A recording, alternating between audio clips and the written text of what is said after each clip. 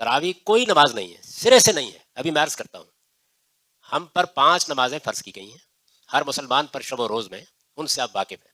فجر کے وقت 2 رکعتیں، ظہر کے وقت 4 رکعتیں، عصر کے وقت 4 رکعتیں، مغرب کے وقت 3 رکعتیں، اور عشاء کے وقت 4 رکعتیں. یہ ہم سب پر فرض کی گئی ہیں.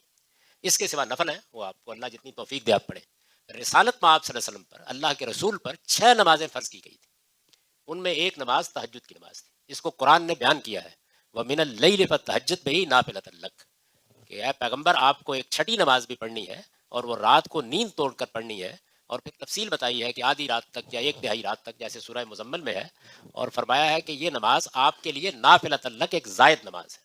یعنی جس ہستی کو خدا کا پیغمبر بنا کے بھیجا گیا، اس کے اوپر عبادت بھی زائد فرض کی گئی ہے. یہ جو تہجد کی نماز ہے، یہ رسول اللہ صلی اللہ علیہ وسلم تو روزانہ پڑھتے تھے، اس لیے کہ آپ پر فرض تھی.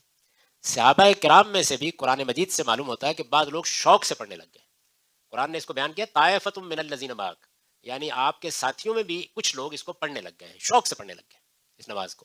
نفل نماز ان کے لیے ظاہر ہے کہ حضور کے لیے فرض تھی، اور لوگوں نے اس کو ایک نفل نماز کے طور پر پڑھنا شروع کر دیا. یہ جو نفل نماز ہے، اس کے بارے میں لوگوں نے رسول اللہ صلی اللہ علیہ وسلم سے پوچھا کہ ہمارے لیے بعض اوقات تہجد کے وقت اٹھنا مشکل ہو جاتا ہے، کام کرنے والے لوگ ہیں، دیر سے آئے ہیں، تو کیا ہم اس کو عشاء کے بعد پڑھ سکتے ہیں؟ تو آپ نے اجازت دے دی، آپ نے فرمایا عشاء کے بعد بھی پڑھ سکتے ہیں.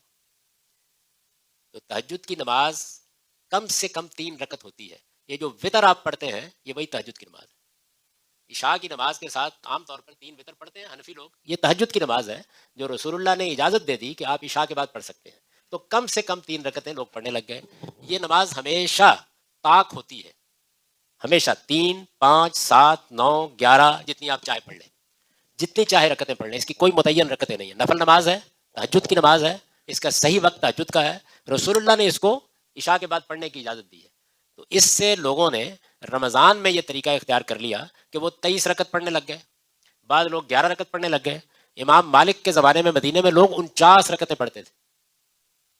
تہجد کی نماز ہے، کوئی نئی نماز نہیں ہے، ہمیشہ طاق پڑھی جائے گی. 3، 5، 7، 9، کم سے کم 3 رکعتیں پڑھی جاتی ہے. رسول اللہ پر فرض تھی، آپ کی اجازت سے اس کو عشاء کے بعد پڑھا جا سکتا ہے. اس کا اصل وقت وہی ہے، تہجد کا وقت. حضرت عمر رضی اللہ عنہ نے صرف یہ دیکھا تھا کہ لوگ مسجد میں الگ الگ جماعتیں کرا رہے ہیں، تو ان کی طبیعت میں چونکہ بڑا ڈسپلن تھا، تو انہوں نے کہا کہ بھائی ایک امام مقرر کر لو. خود نہیں شریک ہوئے، کبھی نہیں پڑھائی، نہ کبھی خود پڑھی اس وقت، بلکہ دیکھ کر مسجد کے باہر سے یہ کہہ کے چلے گئے کہ جس کو چھوڑ کر، یعنی تہجد کے وقت کو چھوڑ کر اس وقت پڑھ رہے ہو، اس سے زیادہ افضل ہے. اور خود ہمیشہ اسی وقت میں پڑھتے تھے. تو یہ ہے تراویح کی حقیقت، یہ کوئی الگ نماز نہیں ہے. اس لیے آج راہ کرم اس میں بھی لڑائی جھگڑا بند کر دیں.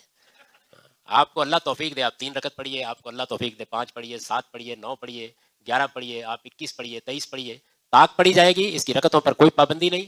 نفل نماز ہے، اس کا اصل وقت تہجد کا وقت ہے. آپ نہیں اٹھ سکتے تو عشاء کے بعد پڑھ سکتے ہیں.